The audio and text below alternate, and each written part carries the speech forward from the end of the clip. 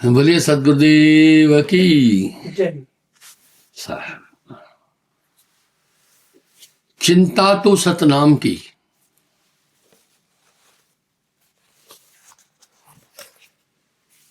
चिंता तो सतनाम की, और न चितवे दास। जो कछ चितवे नाम बिन वही काल की फास।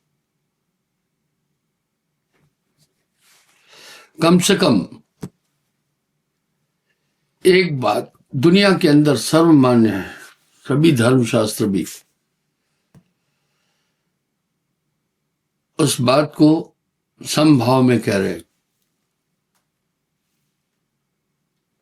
सब कह रहे हैं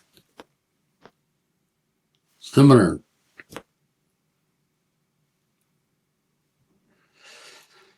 आदमी सिमरण को समझ नहीं पाया। हमें सिमरण को समझने की जरूरत है। जैसे हमारे शरीर के अंदर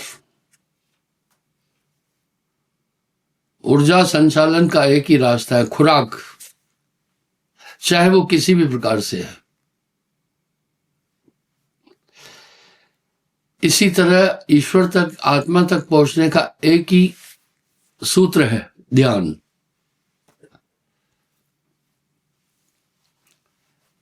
ध्यान ही वेद शास्त्र कहते हैं, ध्यान ही संत बगाना। और साहब के यहां है सुरत योग।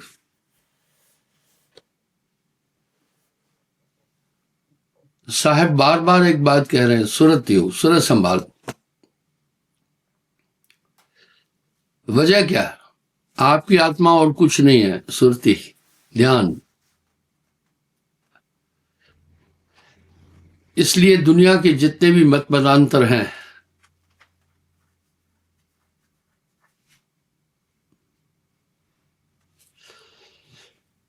सभी सिद्धांत एक ही सिद्धांत रूप से ध्यान करने को बोल रहे हैं। क्यों? ध्यान आत्मा है, ये भटक रहा है। इसी ध्यान को दूसरे शब्दों में सुरती कहा गया।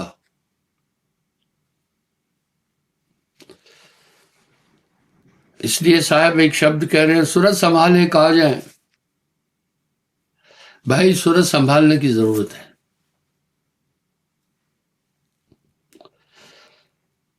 सूरत संभाले कहा जाए, तू ना भरम भुलाए। मन सयार मनसा लहर बह कतौ ना जाए।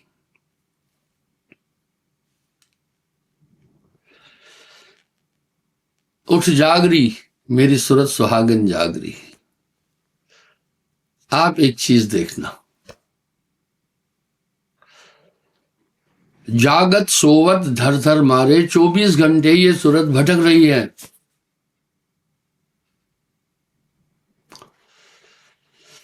अंदर ऐसी शैतानी ताकतें बैठी हैं जो आपके ध्यान को कभी भी एकाग्र नहीं होने देना चाहती है।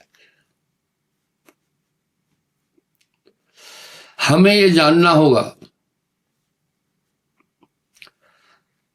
साहब की वाणी में एक बहुत बड़ी महानता है, विशेषता है। ऐसी सरल भाषा का प्रयोग किया है कि आम आदमी समझ सके। वाह क्या बात है। भाषा का प्रयोग ऐसे किया कि आम आदमी समझ सके। सूरज संभाले कहा जाए, इसको संभाल लो भाई। तू मत भरम भुलाए, किसी बहम में नहीं पड़ना। मन सयार मनसा लहर बहे कतौ ना जाए, ये आपको बहाता जा रहा है। सयार समुद्र को कहते हैं, मनसा लहर। ये लहरें हमेशा 24 घंटे उठ रही है, एक पल भी नहीं रुकती है। अगर एक पल भी आप एकाग्र हो जाएंगे तो काम बन गया।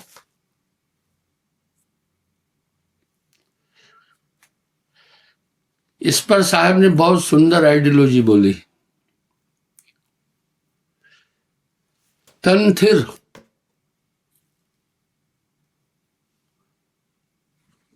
मन थिर, वचन थिर, सुरत निरत थिर होए। कहे कबीर उस पल्क को कल्प न पावे कोई। अगर कल्प कल्पांतर तक मनुष्य बाहर भ्रमण करता रहेगा, कुछ नहीं मिलने वाला है।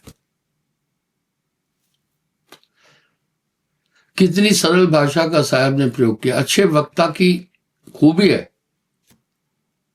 विचारों को substance is aim of the education, विचारों को सरलता से बाहर रखना ताकि सब समझ सके। यही तो उनकी वाणी की विशेषता थी। तन थिर, मन थिर, वचन थिर, सुरत निरत थिर होए। समझिए, तन थिर, मन थिर, वचन थिर, सुरत निरत थिर होए। तन स्थिर हो जाए, मन स्थिर हो जाए, सुरत स्थिर हो जाए और निरत स्थिर हो जाए। ये क्या है निरत?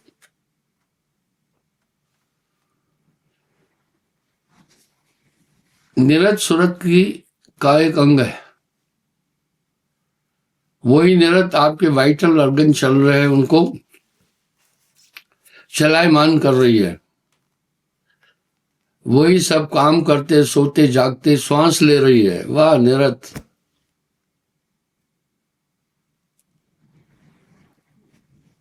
कहे कबीर ये सब स्थिर हो जाए। कहे कबीर उस पल्क को कल्प न पावे कोई। वो पल कल्पांतर की साधना से भी बड़ा है। पर ये अचानक नहीं होगा। बनत बनत बन जाई।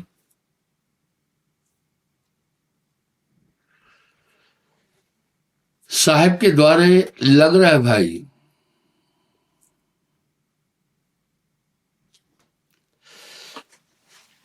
एकाग्रता के आनंद को जब मनुष्य अनुभव करता है ना, फिर मन की भावाटी में भटकता नहीं है। कितने सार्थक और सहज शब्द हैं। चिंता तो सतनाम की,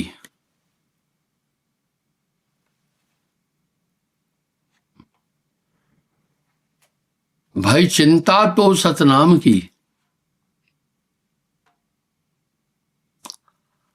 अवर्ण चितवे दास।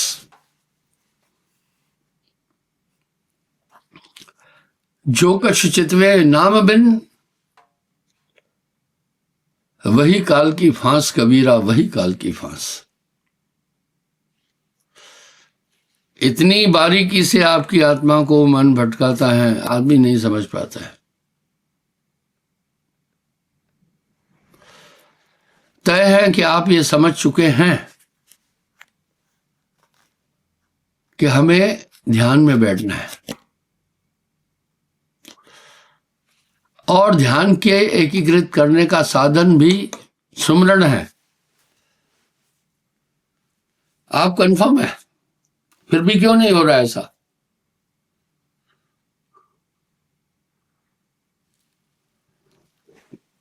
अगर आत्म साक्षात्कार हो जाता है, फिर संसार में आदमी ठीक वैसे लिप्त नहीं होगा।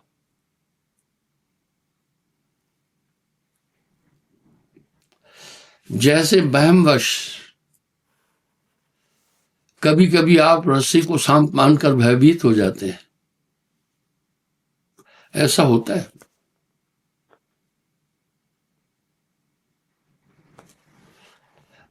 लेकिन जब आप कंफर्म हो जाए ये रस्सी है, सांप नहीं है, जानते फिर क्या होगा? उसके बाद आप भयभीत हो ही नहीं सकते हैं।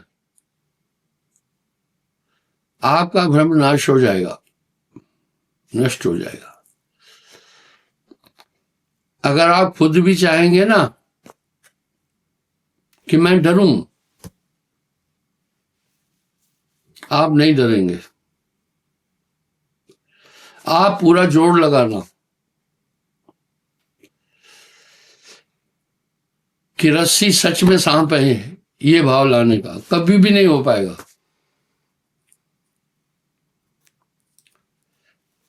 इसी तरह आत्मा का साक्षात्कार होने के बाद मैं शरीर हूं, यह वहम खत्म हो जाता है। मेरा यह मानना है, आत्मज्ञानी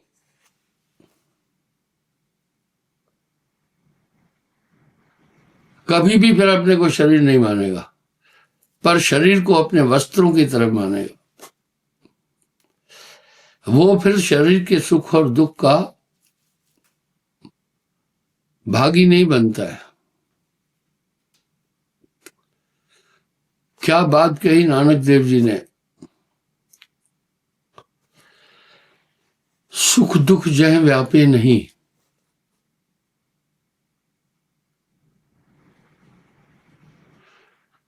लोभ मोह अभिमान।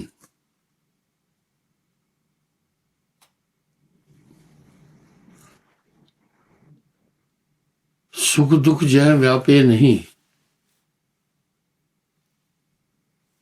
लोभ मोह अभिमान। कह नानक सुने बिना मुक्त ताहे को जान।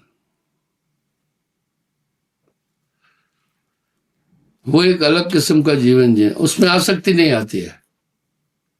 इंद्रियां स्वयं ही काबू हो जाएगी, मन का जोर नहीं चलेगा।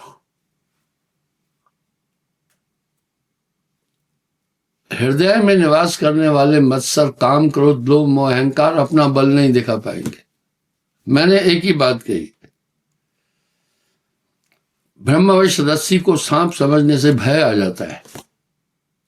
वो भय ऐसा होता है कि जैसे सच में सांप को देखने से होता है, हालांकि मिथ्या है, पर अगले पल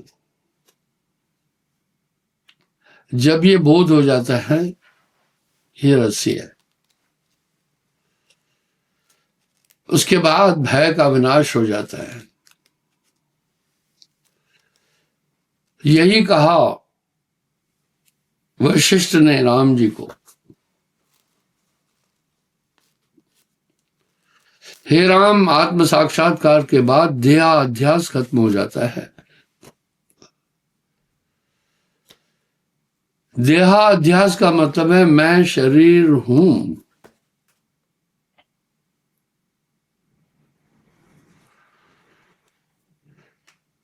देहाध्यास का भाव है कि मैं बॉडी हूं, ये खत्म हो जाता।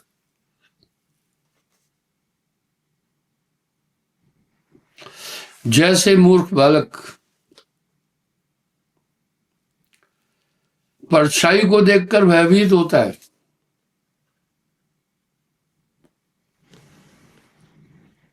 अगले पल जब उसको ये बोध हो जाता है, ओ ये तो मेरा ही प्रतिबिंब है,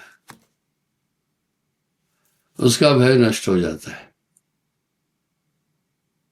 लेकिन जब तक उसको ये बोध नहीं होता कि मेरा ही ये प्रतिरूप है परछाई, डरता है।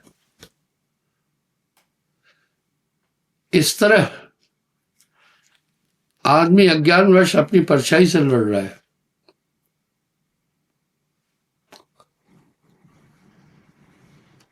जिस समय आदमी आत्म साक्षात करता है तो जगत भास खत्म हो जाता है, मन और इंद्रियां ठीक ठीक समझ में आती है, फिर वो भाव हो जाता है, इनका अनुकरण नहीं करता है। जैसे एक आदमी कंफर्म हो जाता है कि ये चीज खाने से मैं बीमार हो जाता हूं, तो कभी कभी फिर खाता भी है, लेकिन जब वो परिपक्व हो जाता है इसी से बीमार हो, कभी नहीं खाता है फिर। इसी तरह फिर वो मन और इंद्रियों का अनुकरण नहीं करता है। मन है कि जीते जीत है, मन के हारे हार, मन के हारे हार है, मन है के जीते जीत। पार ब्रह्म को पाइए मन ही के प्रति। याद रखें, आराधना का जनक भी मन है और मन ही के दमन के लिए आराधना की जाती है। क्या बात है!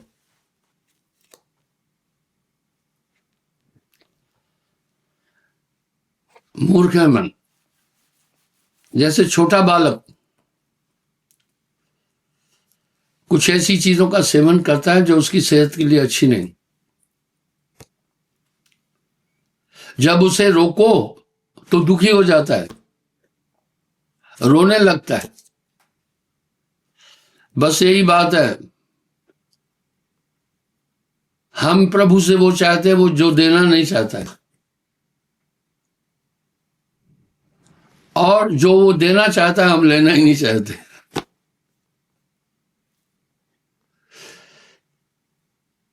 इस पर सुंदर भजन है, तेरा मेरा मनवा कसे कोई। भाई कैसे मन एक हो? मैं कहता हूं जागत रहिए, तू रहता है सोई रे।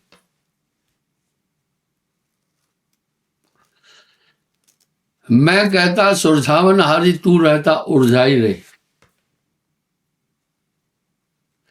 तेरा मेरा मनवा कैसे खोई रे। आप मत सोचना कि प्रभु आपसे दूर है। विष अमृत रहत एक संगा, मलयागिर में रहत भुजंगा। आपके अंदर सभी चीजें भरी पड़ी है, विवेक, ज्ञान, वैराग्य, साधन, संतोष, ज्ञान, ध्यान। विष अमृत रहत एक संगा, मलयागिर में रहत भुजंगा। चाहे कितना भी मूढ़ इंसान हो, जब वो कुछ गलत करना चाहता है तो मूक संदेश अंदर से आता है, भाई ये नहीं करो, आता है। ठीक वैसे ही जैसे आप कंप्यूटर और स्मार्टफोन का दुरुपयोग करते हैं तो स्क्रीन पर नोटिस आ जाता है, don't do this, this is wrong.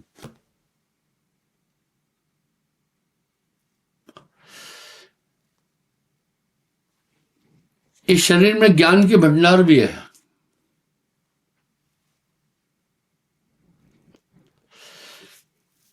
अवधु अंधधुन अंधियारा इस घट भीतर, इसमें सब कुछ भरा पड़ा है, रिद्धियां भी है, सिद्धियां भी है, शक्ति भी है, पर ये अज्ञानवश बाहर भटक रहा है। ठीक वैसा ही अज्ञान जैसे मृगा की नाभि में ही कस्तूरी है, लेकिन वो एक एक बूटी सूंघता घूमता है।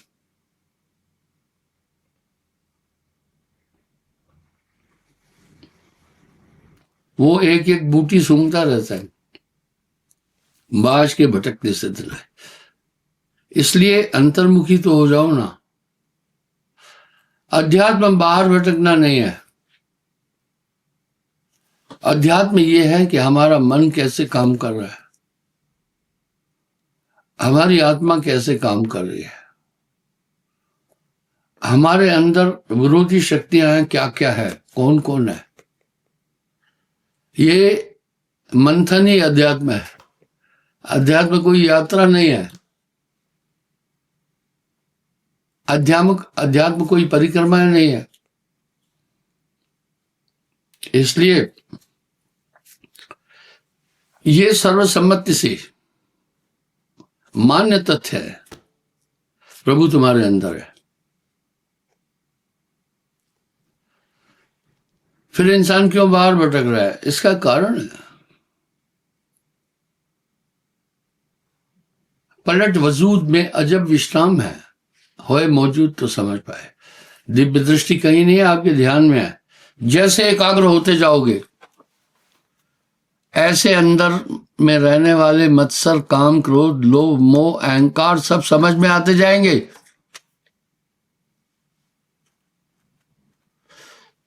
इसलिए ये स्मरण आपको बहुत बड़ी ताकत दे देगा। ये शब्द ऐसे ही नहीं है, जब तब संयम साधना सब स्मरण के मां है। कबीर जाने संत जन स्मरण समकछना है। ध्यान में बैठना समझ में आता जाएगा। ध्यान में बैठना ये सोचकर नहीं बैठना अभी लाइटें देखूंगा, मैं एकाग्र हो रहा हूं या नहीं। एकाग्र क्या है? तन थिर, मन थिर, वचन थिर, सुरत निरत थिर होए, कहे कभी उस पलक को कल्प न पावे को। ये देखना मेरा ध्यान एकाग्र है कि नहीं, मेरा ध्यान तो नहीं भटक रहा है। अगर ध्यान भटक रहा है तो चुपके से देखना मेरे ध्यान को कौन भटका रहा है। बस काम बन जाएगा। आप ये जान जाएंगे कि मन आपके ध्यान को भटका रहा है, आप उससे सावधान हो जाएंगे। आपका कोई मित्र बनकर आपके समीप है और आपका नुकसान करना चाह रहा है अंदर से, तो धीरे धीरे आपको पता चल जाएगा। जब पता चल जाएगा उससे सावधान रहेंगे आप। इस तरह मन से होशियार रहना, आपका वैरी मन के अलावा कोई नहीं है। इसलिए चलते फिरते, उठते, जागते, सोते नजर रखना। क्षण सुमरे क्षण बीसरे, ये तो स्मरण ना है। 8 पैर भी ना रहे स्मरण सोई कहा है। धन्यवाद। ध्यान देना मेरी बातों पर।